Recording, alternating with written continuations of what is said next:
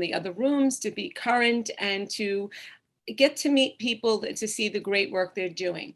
Well, at this conference I happened to be presenting at in New York City, I popped into this room and I actually didn't see Lewis. I saw both of Lewis's professional partners, and I love the work they were doing.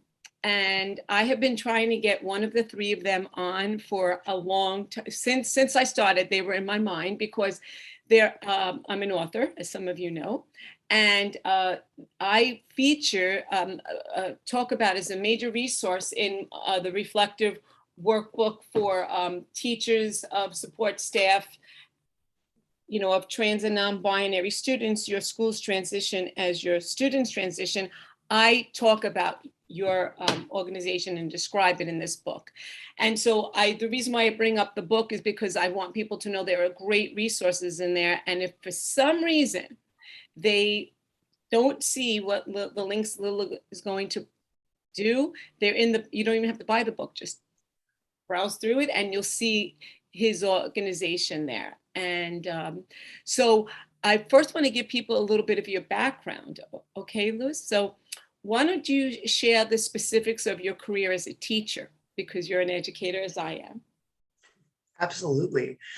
So I started teaching, really, when I graduated from college, I wasn't quite sure what I was going to do. I had actually majored in economics and was interested in doing some economic research and found that wasn't really nourishing my soul. It wasn't something that was drawing me in. And so immediately after getting my undergraduate degree, I spent a year working at a school and doing a lot of different things. I was cooking and farming and like trying to do some car maintenance and like bookkeeping and like all these different things. But the thing that really called to me, the thing that really nourished my heart was teaching. And from there, that kind of bloomed into a career as a middle school and then middle and high school science educator. So I started teaching in 2012 here in Seattle at a pretty large private school and doing work with sixth graders and getting really into hands-on inquiry and really enjoying the connections that you're able to make with that age group. I love how silly they are. I love how engaged they are, and you can really get your hands dirty.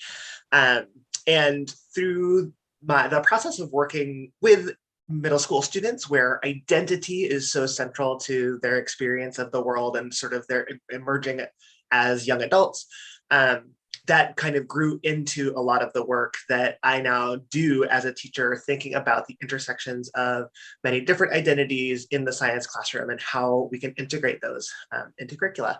So I worked for 7 years at that private school here and then had 2 more years at a school specializing in working with students with disabilities.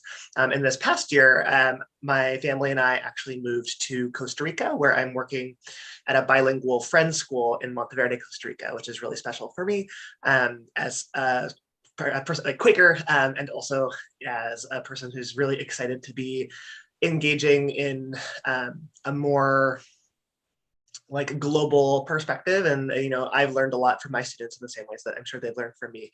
It's been a really humbling and lovely experience. Wow. I think that when you talk about a person who's had a lot of experiences and you brought that to this project, I really do feel that that is very important when people say that your experiences really keep building. And when I love Costa Rica, I've been there too. And I would understand why that would be a draw to you and for you to, do things that are true. So your family is there. You say your family's there with you. So that's really lovely also for you to have that connection also. So when in the United States, the three of us have talked before about this and how in the United States we say it's pre-K to 6 or K to 6. Yeah. That's not universal everywhere. And so I did teach for more than 30 years in the classroom. But one of the things I had the privilege and opportunity to do is to be the STEAM teacher, which is science, technology, engineering, the arts, and mathematics in the grades K1 and 2, kindergarten first and second.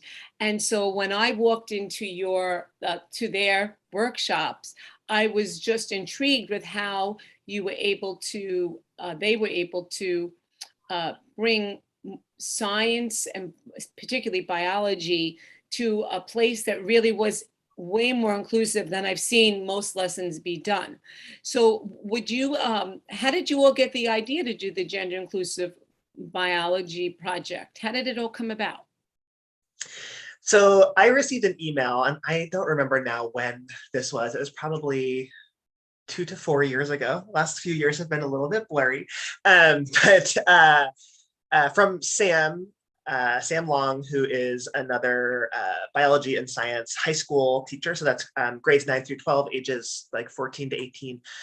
He was doing some work around gender inclusive teaching in his classroom. And I had just written an article with GLSEN about things that I do to create an LGBTQ inclusive science classroom, which at the time, there wasn't a lot online about that topic. And so he reached out and he was like, hey, like I'm doing this work. It seems like you're doing this work, like maybe we could connect and start doing some of this work together.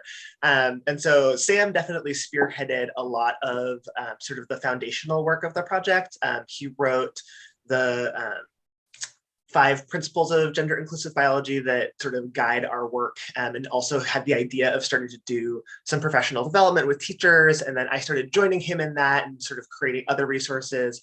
And it wasn't until River, who we met through the Transgender Educators Network for other trans and non-binary educators. If you aren't aware, there's a great support network of us out there that you can join in. You can look them up on the web.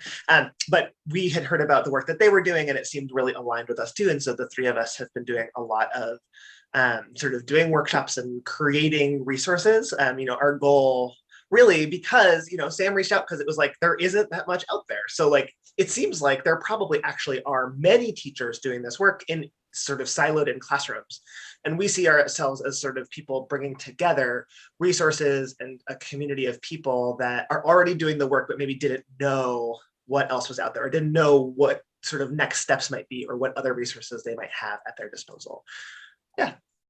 It's true. A lot of people don't know what resources are available. And that's one of the things that when I, actually heard Sam and River present, that I really found very interesting as an educator at that time. I was aware, but not as aware as the website allowed me to see, and also the way they presented their lesson. And I kept thinking, how can I bring this down to the younger grades? How can I pull pieces of that and adjust, as all good teachers do? They see a lesson, it might not be exactly what they can do would be appropriate, and it was fabulous. And so explain a little bit more about the platform and its goals. And I just want to also say that, I'm sorry, I'm interrupting myself here. You mentioned GLSEN, you mentioned a couple of things there. If you want to expand on that, you can. I know Lil always throws up links once people say something like GLSEN or something. They're a resource in my book too. I know you did. I know you well enough, Lil. So I just want to do a shout out to that. So how about if you want to address that first and then explain more about the platform and the goals. Yeah, for sure. Okay, so I think that the resources I mentioned, there was GLSEN, the Transgender Educators Network, the Trans and Non-Binary Educators Network. Yes. I think those are the 2 main resources I mentioned there. And yeah, there's a lot of those a lot of those resources are also linked to on our website. And then I lost the question you originally asked me, sorry. Tell me about the other stuff first, and then I'll go. So those are the 2 main ones. Did you want to speak a little bit about either one of those organizations, or do you feel it's enough to have them on the website? Okay, so then tell me more about, all right, okay. Well, you can get those resources and the information, look things up yourself and find what you are looking for through these different channels. So explain more about the platform and the goals of Gender Inclusive Biology Project. Yeah, so the goals of the Gender Inclusive Biology Project are to locate, curate, and create resources. And we say evergreen resources, meaning resources that are relevant now and they'll be relevant hopefully in 5 years and 10 years. These are resources that are based in scientific research and supported by evidence that teachers can use in their classrooms to be inclusive of many different like identities under the umbrella of gender, sex, and sexuality. And so we collect things like lesson plans. We also collect resources that are developed in a gender inclusive way, whether that's through the language that they're using or the particular lens that they're taking onto a subject. We collect policy documents and things that can be helpful for educators and administrators trying to support trans and non-binary students.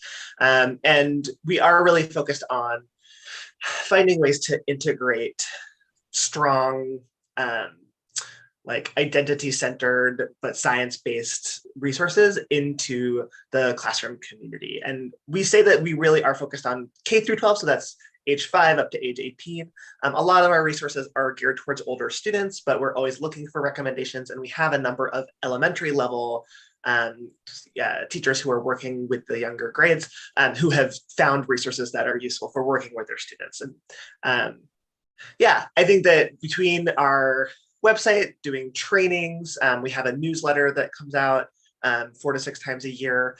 Really, our goal is just to get the word out, and through social media as well. That's a big part of what we do.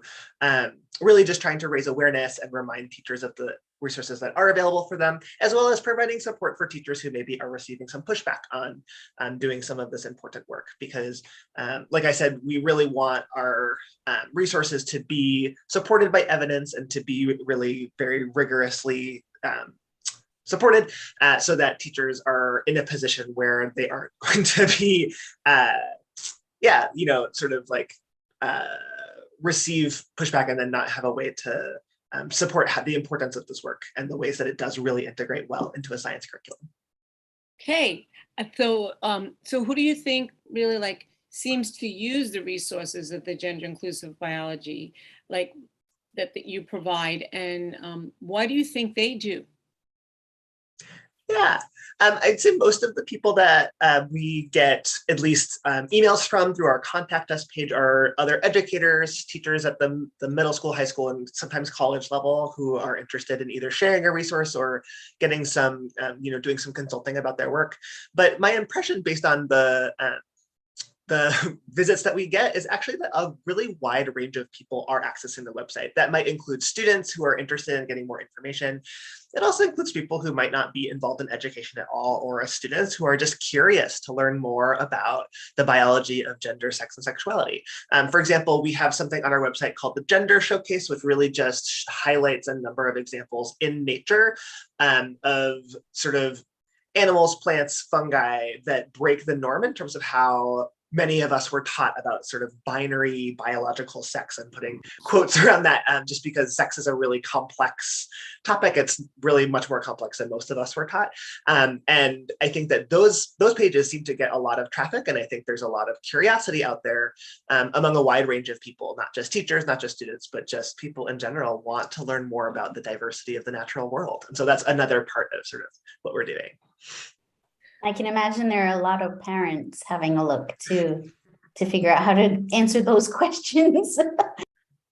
Right. Totally. Yeah, Lily, I think that's definitely true. Right.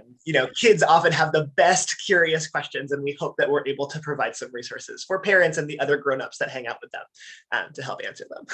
And I even think people who are work like in babysit or after school programs or run programs that involve science, I think that it would really help them out too, to understand what's available when they're running some of their programs, to include some of the lessons and the resources that you have on your website and in the newsletter. In the title is the word biology, gender inclusive biology project. And I'm going to say it a lot because I want people to know it. And so is it just, are you going to continue to, or, I know focus on biology, but will it be extending past biology and or into other subject areas? It's a great question. I mean, the three of us all came to the project with some expertise as biology subject teachers. And I think that the connections are really clear in a biology context because we're talking a lot about differentiation between species, the diversity of living things. we definitely are interested in expanding out, especially to other STEM subjects, if there are resources that come through. And we have seen some really cool resources in, I think we saw some cool stuff in physics around identity, and there may also be some connections in other STEM fields. But there are other resources out there, and we want to make sure that we're staying sort of in our area of expertise as science teachers, as trans and non-binary people, who are currently leading the project. And so I think, probably our work is not going to expand much beyond biology and sort of the science fields, but we do like linking out and collaborating with other projects who are doing work around education and around doing really a gender inclusive work in schools. So you've mentioned a few times about people who are in the transgender, and are people that are using it that are also, I mean, I know the answer to, so people are using this, whether you're cisgender, however you identify, because I think that some people might get the impression that it's only geared to one group of people, and that's not the case at all. Is that accurate?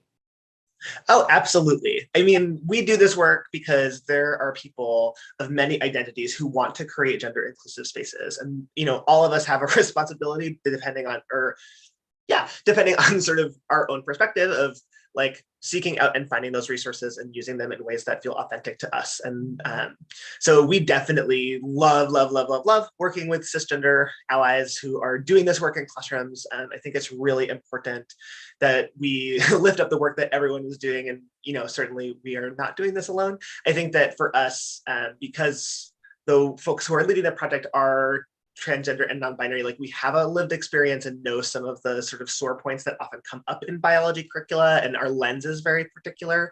But we also are able to that is something that is very shareable and very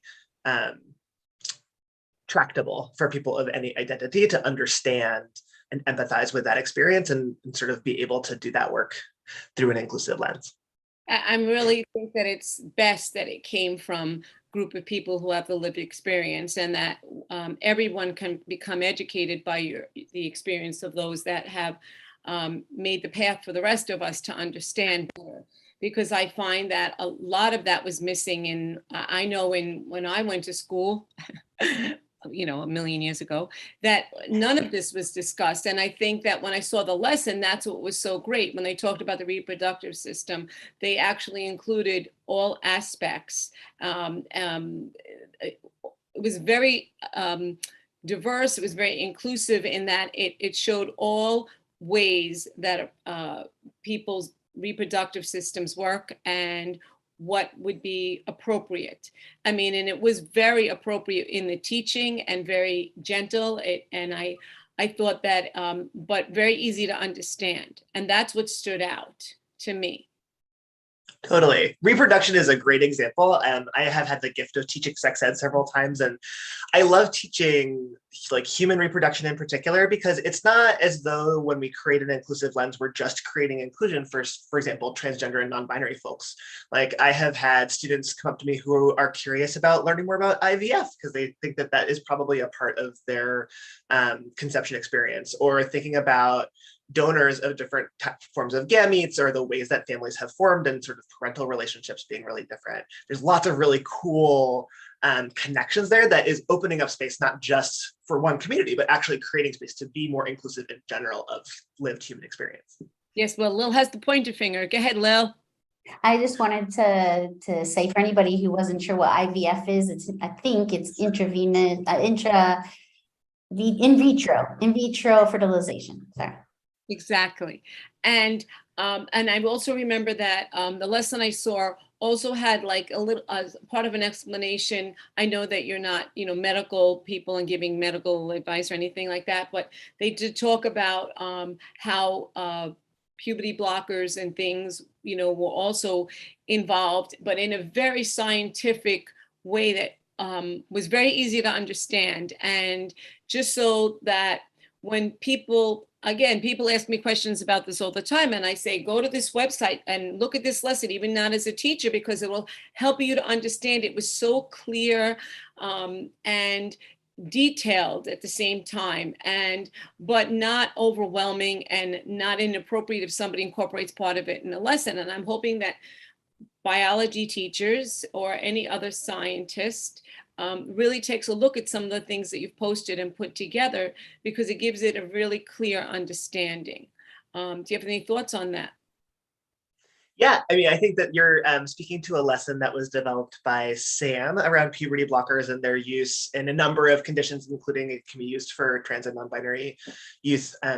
And I think it's just really, the first time I saw him present that, it was really transformational for me, because I had never seen a high school level explanation of some of the processes that are a part of my lived experience as a transgender person who's done medicalized transition. And I think it's really powerful. It's a process of normalization, where it's like, this is something that we all have, should have access to understanding. This is not something that needs to be gate kept. This is not something that needs to be whispered under a pillow. Just like this is, and that was certainly not the case, as I was considering my own options about what possibilities existed for medical transition for me. It kind of felt like back alley information on websites that were not very well maintained, and certainly not from professional teachers or educators or people who could answer my questions. And so, yeah, I think that there's lots of great stuff out there, and I appreciate you lifting that up. When we speak about administration, what's going on currently in the US and other places, but particularly here, how do you discuss some of these things? I had to give in lesson plans and stuff. So, and if somebody had a question about it, so how does it work for these type of lessons? Because I know there may be some people who would want to maybe talk about this, even if they know a lot about it, and be hesitant. How does it work for all of you when you teach it? I think it's important to explain that. For sure. Each of us is in a really different, there's a word for this. I lose words sometimes. Like a really different sort of location, or like a different experience of what our relationship to administration is like. I think, so for the three of us as that run the project, Sam is working in the suburbs of Denver, Colorado, River works in the San Francisco Bay Area, and I was working in Seattle and now work in Monteverde with a really progressive administration. And so we have not experienced very much pushback or monitoring in terms of the work that we've been doing with kids, and often have actually gotten a lot of support, although, that varies from lesson to lesson, and it varies based on both student and parent feedback. I do know that we have a number of teachers that we connect with who are not in such privileged positions, who are not working necessarily with supportive administration, or not necessarily working with supportive parent groups, things like that. And for that reason, we try to link as much as possible to policy documents. There's a lot of documentation in the NGSS, which is the next generation science standards. It's a pretty widely adopted set of standards across North America for teaching science and technology. And they have a very strong equity statement, and really promote incorporating identity into the work that's happening in classrooms. There's also an excellent statement from the NSTA, the National Science Teaching Association, really very explicitly naming the fact that we need to be doing work around gender that is not just girls in STEM. That's a really important first step, but actually explicitly creating spaces for students of many gender identities and gender experiences in the science classroom in order to get more of those identities into STEM. And so we're hoping that, between having really evidence-based resources, as well as linking out to policy documents and having some of these policies that are on a national level, at least in the US, is helpful for helping those teachers who need that kind of institutional support. But it's certainly, it's going to vary even from school to school, let alone district, state level. There's a lot of different things folks are navigating. And my big power shout out to all of the awesome folks who are doing this work, even in environments that are less than friendly to this kind of thing. Yeah, because I feel we'd be remiss not to address that, at least on some level, and to just say that, look at the lessons, see what's appropriate and what you are permitted to do, and then you could always give them as resources if that's allowed. But I always want to protect teachers but also not stay silent as much as possible. And many people are really going forward, but I also want to also let teachers know we understand that sometimes their hands are tied in certain things. And so talking about your website, originally we were hoping that we would have time, but I know we won't, to go over a lesson. So we touched a bit on one that Sam wrote, but how about helping people understand how to navigate the website? Maybe we could pull it up a little bit and give people an idea how to do that. Definitely. Okay, I'm getting it up, but I wanted to respond. Actually, I wanted to build on something you just said, which is I taught, one of my colleagues at a school I worked at, her name is Madeline, and she taught me something really important that I try to really emphasize whenever doing PD with teachers, which is like, you start where you are, and even the smallest things can have a really huge impact on the experiences of your students, which could be literally to the level of, we have this textbook, we're teaching this textbook. It seems like this textbook is kind of oversimplified. Like, I don't have the time to rewrite a textbook. I don't have the access to resources that my district will approve, but just naming that these things are oversimplified, or naming that these things are more complicated than they might seem on the surface, can be really helpful. And so I really encourage teachers, no matter where you are, to start where you are, and it's okay to start small. Like, you don't have to, magically overnight have access to a fully formed gender inclusive curriculum. I know I don't have access to that, and I make mistakes all the time, and I think about this all the time. But taking those small steps is really powerful. Yeah, and I just like to say, sorry, Dee. I just wanted to interject there that I think the advice also applies to parents, the parents who might be watching this video, like myself, and that sometimes it's easier just to stick simple with the first questions that come from curious minds. You don't have to know it all. And it's okay if the books that your children are bringing home are, like Lewis says, a bit simple, as the books my children are bringing home are. And I just sort of make a note saying, the book doesn't explain this, but there are other examples, and that's okay too. They do exist, even though you don't know anybody that, sort of might not fall into these two categories that are being expressed in your biology book, but there are others. Right, making awareness and letting people know the possibilities. I think because in the end, we don't want anybody to feel alone, or that their experience is so unique that that there's something wrong with them, because there is nothing wrong with anybody in that way, in any way, but and that they know that there are resources that you can go to, and that there are people that are doing important work, and that sometimes things have to slow down a little to go forward again.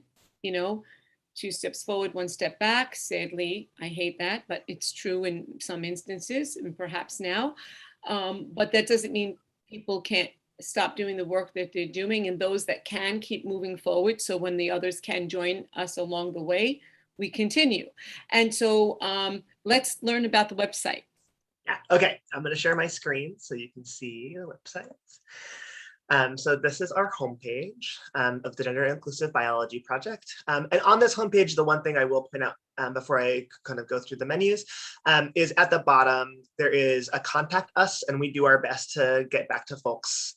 We're all full-time teachers, so sometimes it's fast and sometimes it's more like 1 to 2 weeks, but we really love hearing from people. A lot of our best ideas come from our contact form. So if you are looking for a resource or you want to collaborate with us, please do reach out, and we do respond, I promise. So as we go through here, Jeff, that you welcome people to send their ideas and lesson plans and resources that they know. So I'll say it again at the end, but I just want to say that you welcome people to send, for all grade levels, for all countries, for any way you fall on the LGBTQ plus spectrum or not, to really submit and offer their expertise and ideas, and that perhaps you may even work with them in a creative way to help them expand their ideas. Is that correct?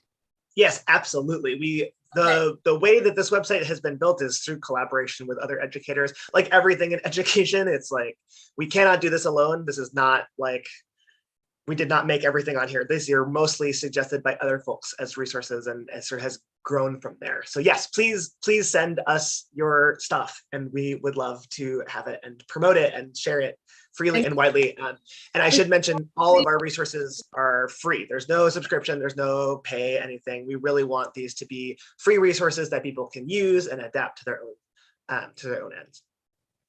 Okay. So going along here in our About Us, this is more just sort of background about us and appearances and interviews like this one, links to things that are connected to us as the core team.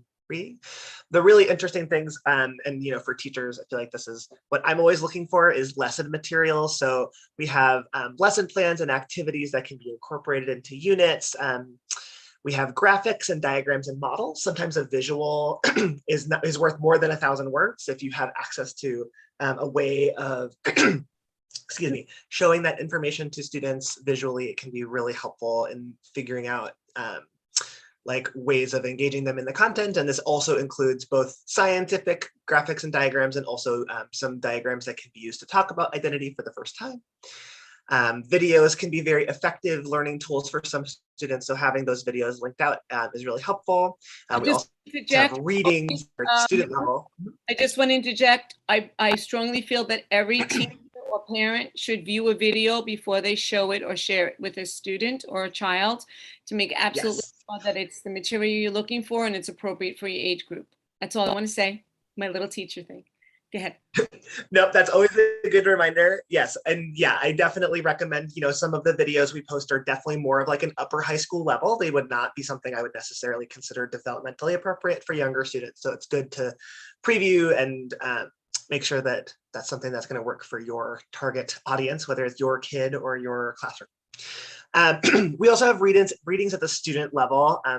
It's really important to us to have readings that are accessible for students at a variety of levels. So those are more geared towards younger readers. And then scientific evidence is more adult level articles that incorporate evidence into sort of thinking about gender inclusive biology and sort of the background of some of the things that we are sharing.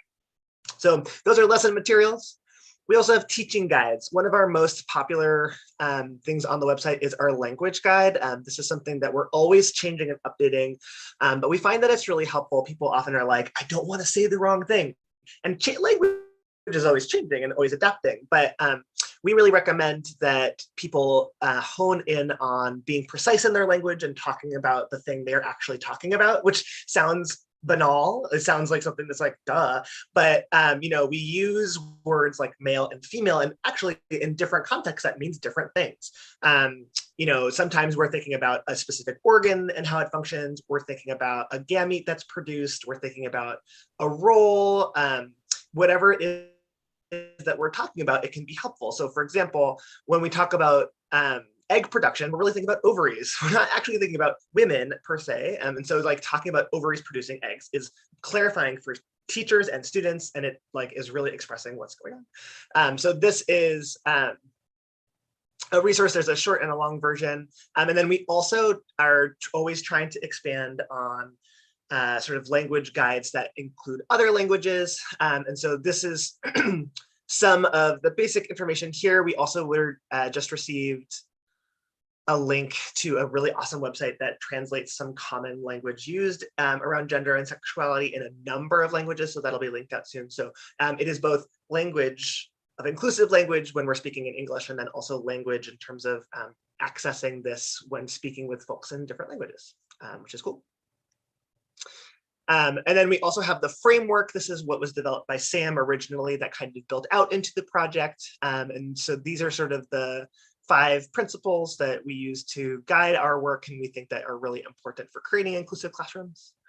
And then we also have articles for educators. So these are more geared towards thinking about pedagogy, thinking about teaching practices, things like that. And then there are a lot of really excellent resources out there for teachers and administrators wanting to do support of LGBTQ students, especially trans and non-binary students. We have some basics around best practices for administrators, law and policy examples, and that includes policies for teachers who are looking for support doing this work, perhaps for the first time or in a less friendly district. And then things that you might use in a professional development, and also just support for the need for this kind of inclusive work. And so these are more geared towards folks who are trying to like build the case for this work, and sort of we're building our own case in a lot of ways, thinking about sort of why this is important. And so we also, I mean, I recommend checking out, there are a number of resources geared towards educators out there. I'm not going to try to list them off the top of my head, but that's not our main purpose, but we do wanted to have some of those things available for teachers who are looking for them. No, actually in my book, I actually have you listed as gender inclusive biology and not project, because when I originally met with Sam, that's how they had titled it. But I remember him talking about the framework with the 5 principles. Do you want to just briefly tell us just the main names of the titles of the 5 principles? Yeah, absolutely.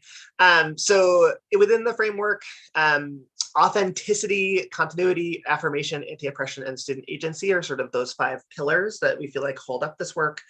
When we think about authenticity, it's coming from a place that is real. It is coming from a place that feels appropriate with the teacher's own knowledge and comfort level of the topic. And it is also coming from authentic science. This is something that is not coming out of nowhere. This is not some battle that is being fought by some sort of nebulous leftist radical whatever. This is just science, and we're coming at it from the perspective of science teachers. Continuity is also really important, making sure that we do inclusive work throughout the year. Like, we're not having a special lesson where we talk about being trans one day a year and then we don't talk about it ever again. But actually, these are topics that come up in a number of different subjects and like should be integrated into our regular teaching.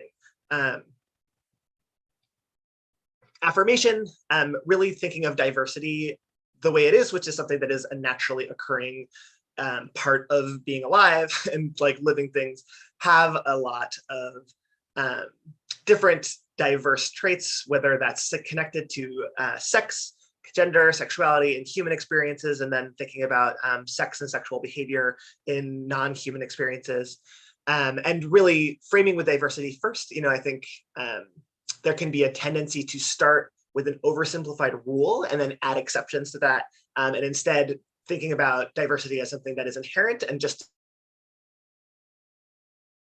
describing what is there in a similar way, but not telling things that are not true and then having to sort of backtrack. And then the last 2, I think, are really important in terms of the work we do around identity and thinking about gender, sex, and sexuality. Having an anti-oppression lens really incorporates an understanding of the experience of oppression that many different groups in the LGBT umbrella have experienced. And so creating lessons that actually highlight and challenge oppressive patterns that exist, particularly that can be oppressive towards trans and non-binary people, towards non-heterosexual folks. And then student agency is really just listening to your students. I mean, this is sort of, I think of this as sort of the basics of good teaching, which is you have to be responsive to where your students are and what their needs are in terms of where they are leading you, where their interest lies, as well as sort of where their level of comfort and like what we would maybe call developmental appropriateness is at in terms of engaging with this content and really following their lead as partners. So there's not one size fits all gender inclusive biology curriculum. It's going to look really different, even classroom to classroom in the same school, which can be that, that's sort of that's the crux of some of the things that's hardest about teaching and the things that's most beautiful.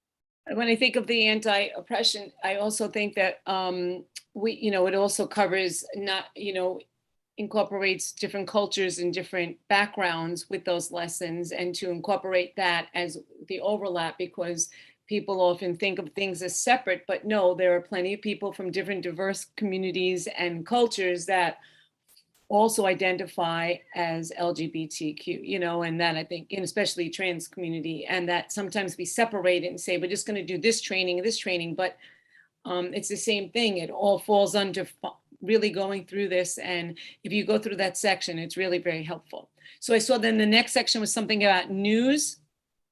Oh yeah. News, I think, is just information from our monthly newsletter. So there's sort of a link out to lots of different resources that we have shared in the past. And you are welcome to join our newsletter. We love, you know, as I said, our goal is like 4 times a year, and sometimes we get more, and sometimes we have less. But really, just finding resources and sharing them regularly so that folks have access to them. And yeah, absolutely. Well, because besides that it's free, I believe all of you are volunteers. That's what you said, you're all full-time. Yeah. So, you know, in different years, you know, when we've, excuse me, we've had the pandemic and stuff, things changed a little. And so, you know, we have to go with what's happening in the real world. So let's say now that a teacher wants to talk to you about this and to put a lesson together with you. Is there something specifically that you're looking for?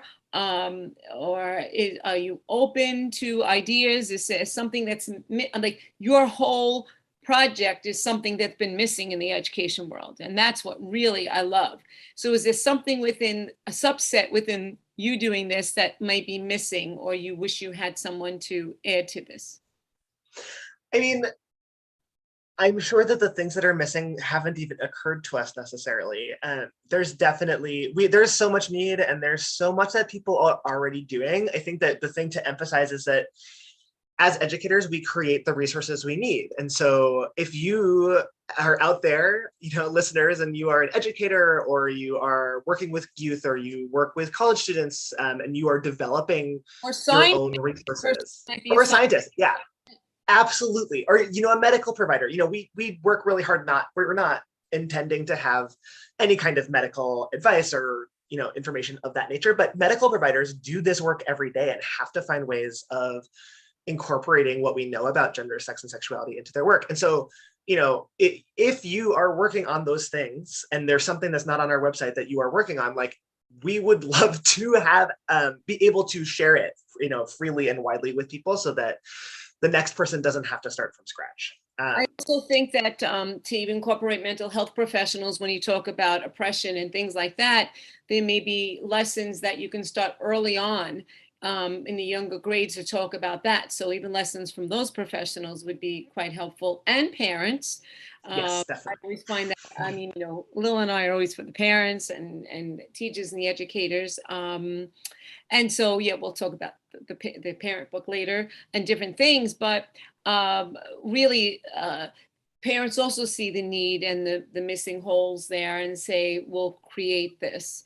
And okay, so the criteria would be, it's a broad criteria. They have to be able to put it in writing, but if people are not teachers and have not put lesson plans or things together, then you would all help them put that in a format that would be making sense, that if they have the idea, contact you, and then you'll contact them back. Is that correct?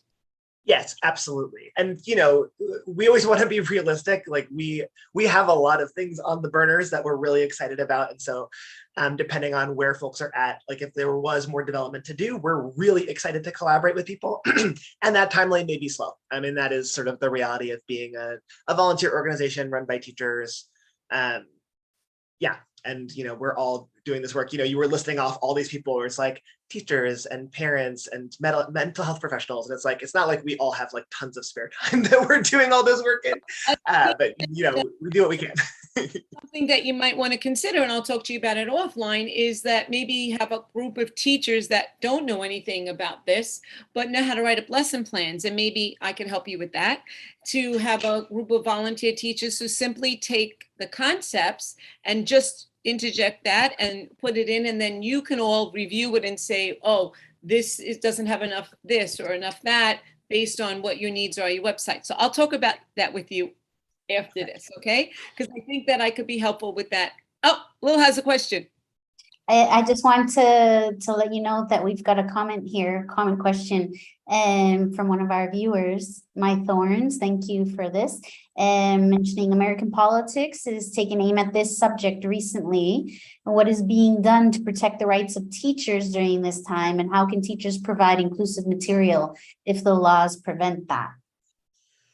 Is Yeah, I there? mean, that is that is like really cutting to the heart of a really major issue. I was speaking to this a little bit before we started recording, just in terms of the amount of attention that this work is getting is increasing for both what I would say are really good reasons, people wanting to do this work, people wanting to bring this into the classroom.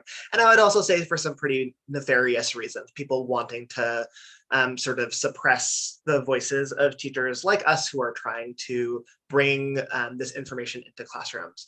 And I think that the thing we try to lean on, and the strength of the work that we are doing, is that everything that we share is based in scientific evidence. Everything that we share is focusing on science content and really is integrated into what I would call a really comprehensive science education. That said, many of our colleagues around the country are increasingly finding themselves in classrooms where there are very fine lines you have to walk within, and stepping outside of that line can be dangerous to their profession. And I would never fault someone for making a decision to not, not to speak differently about something, or to sort of obscure the moves that they are making. You know, like, everyone knows what's safe for them in their context, and is going to be able to navigate that differently. It is an unfortunate reality that as there has been increasing visibility of trans and non-binary folks like living their lives and being people and being mentors and working with youth, that there has been also increased pushback. But I would say to anyone who is doing this work in a more hostile environment, know that the work you are doing is incredibly important and incredibly powerful, and that you only have control over so much. We have talked before about wanting to do some like political action, and that has ultimately not come out of our project, but definitely wanting to also support folks who are going to legislators, folks who are advocating for inclusive curricula around the country. And you know, we hope that our work can be a baseline resource that can then support that kind of advocacy at the district, county, and state level, because clearly there's a lot of work to be done. Right, you know, a great question. I'd say that what I was saying before is, those of us that can, we keep moving forward and letting it be known that the resources are still going to be created.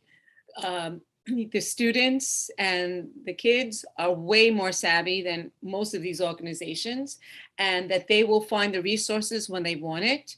They will figure out a way.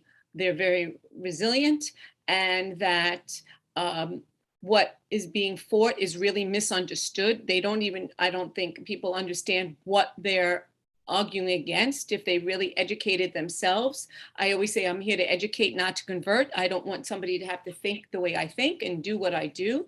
But in the end, the most important thing is that a student, a child, someone knows they're not alone, and that there are people here for them, and there are resources and those in the trenches trying their best to keep moving forward.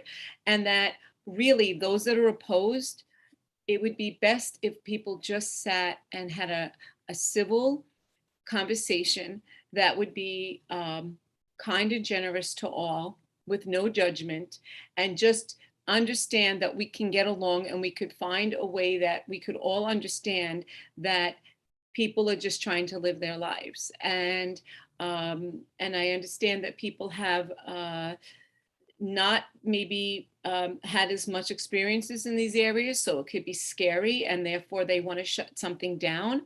They may not know the answers to the questions and have misinformation, but most people are really kind and generous and don't want a child or an adult to take their life.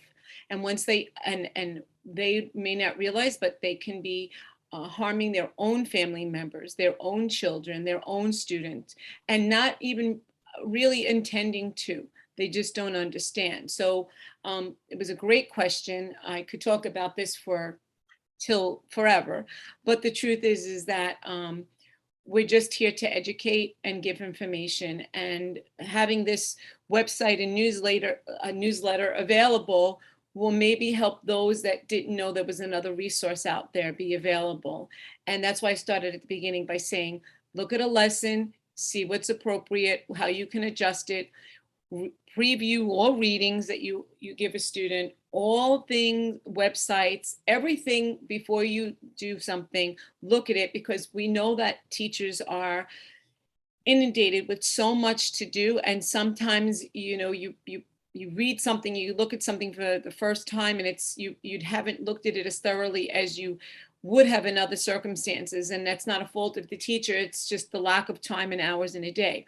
But in particular in these areas, because we know that sometimes there are barriers, you need to really look at it before you show it and preview it, and to make it age appropriate regardless of what laws are. It's always to make sure that you're teaching things that are developmentally appropriate for students. So we're running out of time. I could really, I have so much here, as you know, I had told you I had so many questions for you. I think, Lewis, you are such a natural speaker and such a lovely human being to talk to. I could sit with you for hours and just converse about probably anything. I know fish. I know you love fish, right? That's one of your favorite things, and that gets you interested and excited about science. What else do you do with your spare time for fun? What do you like to do besides all of this volunteer work and teach in the classroom? Well, I love spending time outside. I feel really lucky to live in an area where I can spend a lot of time outside exploring nature and observing wildlife and plants. I also really love music and do some singing with friends, and sort of being able to connect with folks through music and folk dance again as the pandemic continues, but we're finding ways to adapt, has been really uplifting. And I also love playing board games with my friends and my spouse. It's important for all of the teachers, parents, healthcare providers, anyone who's working with kids throughout this really challenging time. It's really important to find those wells of joy that can sustain you through it. So I hope that whoever you are out there listening, that you also have some wells of joy getting you through.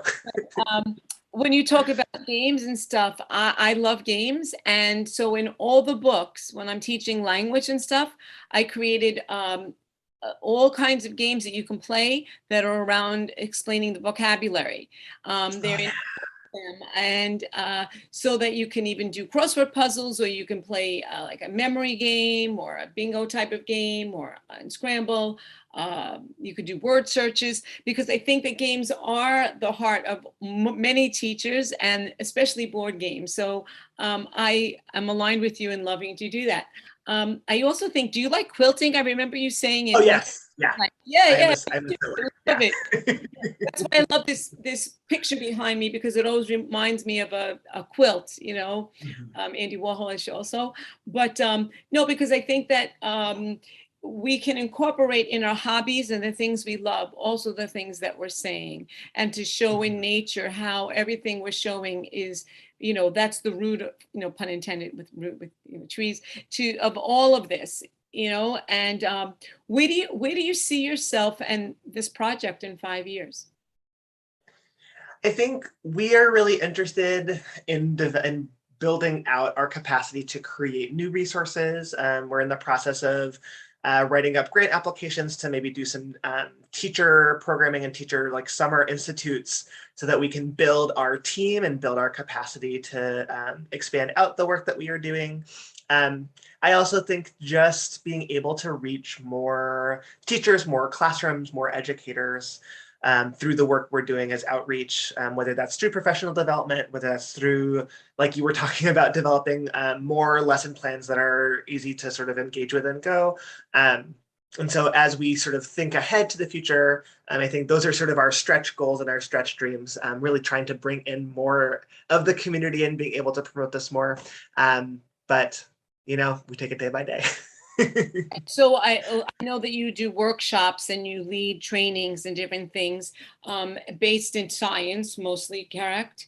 And so if teachers are unsure of how to teach these lessons, and I don't know if you have live sample lessons in your website, but you know, maybe I hadn't seen it, but maybe I missed it. I tried to navigate some things, you know, that might be a helpful thing too, to do like a live lesson with you doing demos. I could talk to you about that after. And we have so much to talk about, Liz. And I love the dancing too. I've gone to some Quaker type of the the folk dancing, and I just love it.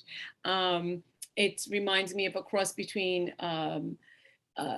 square dancing and then some type of line dancing. I mean, it's just beautiful. It's very communal, very, very inclusive. So I love it too. And I can see that your nature comes from this. Oh, great, Lil. I just wanted to share this quickly. It's a little teaser. This is something, it's a downloadable infographic off their website. And look at that. What a great resource. Right. So check the website for that. Right. And preview all things before you share them with students. And, you know, before you were talking about languages and different things. And I just want to share something. I don't always say I want to do this. Lil, I think I let you know. The book that, you know, one of the books that I did was just translated into Polish. It was was the workbook for parents, the reflective workbook for parents and family members. So I know, Lil, I don't think you have a copy of that, right? Do you have? I don't think I sent you that, but I know you have the other one. I've got all the books here. No, I mean, of the one in Polish. So anyway, I'm just excited. No, the Polish one, no, I'm just about to pull up and yeah, the photo of your of all your books here. Sorry, I usually have it all ready. Here it goes.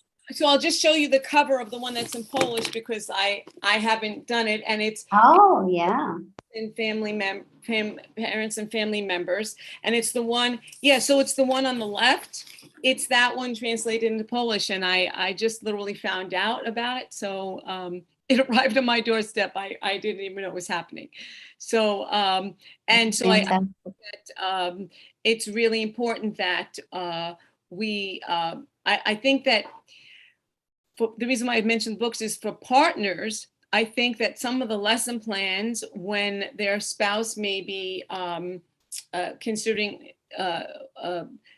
any type of medical transition, not that you give medical advice or anything like that, but to understand how certain things work and are, I think some of the lessons would be very helpful, and some of the materials you provide, and then also parents and families, as Lil and I said, and clearly educators and support staff would really benefit from taking a look at these.